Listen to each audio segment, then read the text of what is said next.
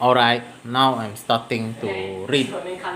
But now what piety without truth? What truth, what saving truth without the word of God? What word of God whereof we may be sure without the scripture? The scriptures we are commanded to search. They are commanded that search and study them. They are reproof that were unskillful in them or slow to believe them. They can make us wise to salvation. If we be ignorant, they will instruct us. If out of the way, they will bring us home. If out of order, they will reform us. If in heaviness, comfort us. If dull, quicken us. If cold, inflame us. Take up and read the scripture, for to them was the direction. It was said to as Augustine by a supernatural voice, whatever in the scripture, believe me, says the same as Augustine, is high and divine. There is verily truth and a doctrine most fit for the refreshing and renewing of men's minds, and truly so tempered that everyone may draw from that place that which is sufficient for him, if he comes to draw with a devout and pious mind, as true religion requires. Thus, as Augustine and as Jerome, Emma Scripturas, love the scriptures, and wisdom will love you. And even boys that are bred up in the scripture become more religious.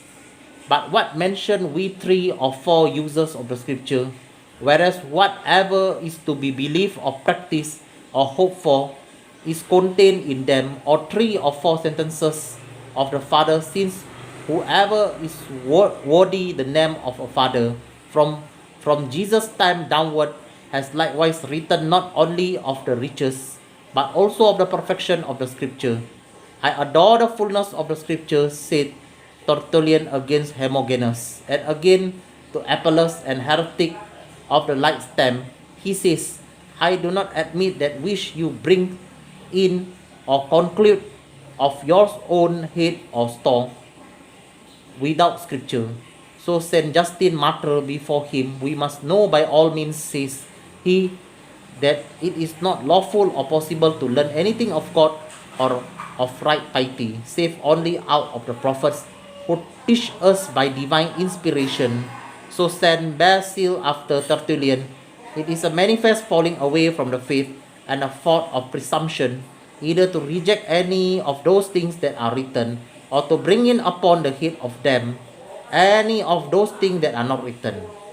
We omit to cite to the same effect as Cyril B. of Jerusalem in his 4 Catechisms, Saint Jerome against Helvidius, Saint Augustine in his 3rd book against the letters of Tertullian, in very many other places of his work.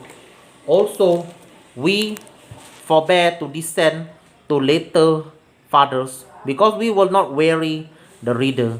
The scripture then being acknowledged to be so full and so perfect, how can we accuse ourselves of negligence if we do not study them, or of curiosity if we be not content with them?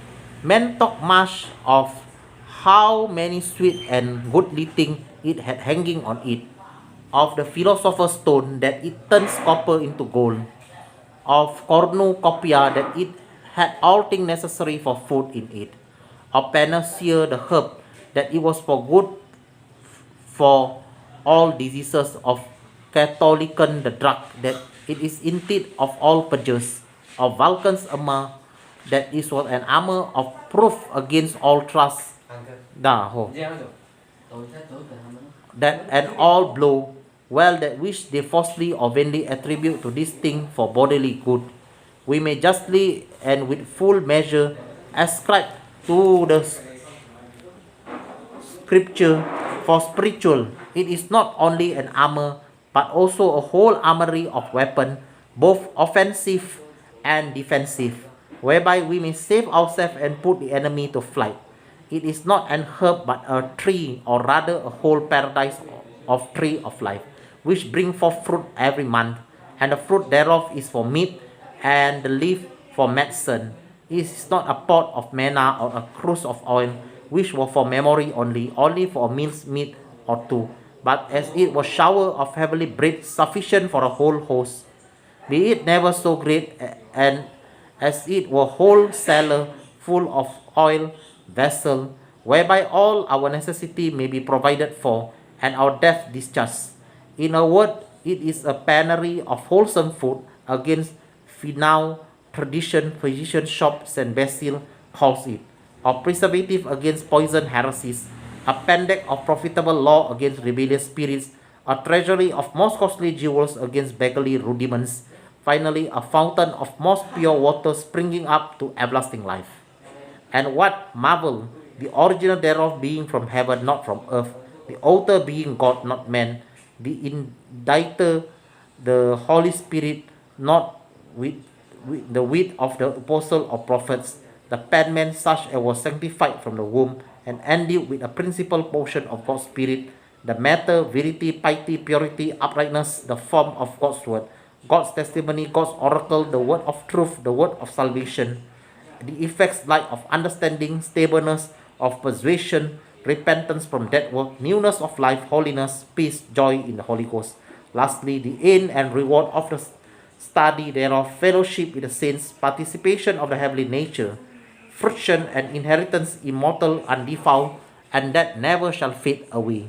Happy is the man that delights in the scripture, and thrice happy that meditates in it day and night.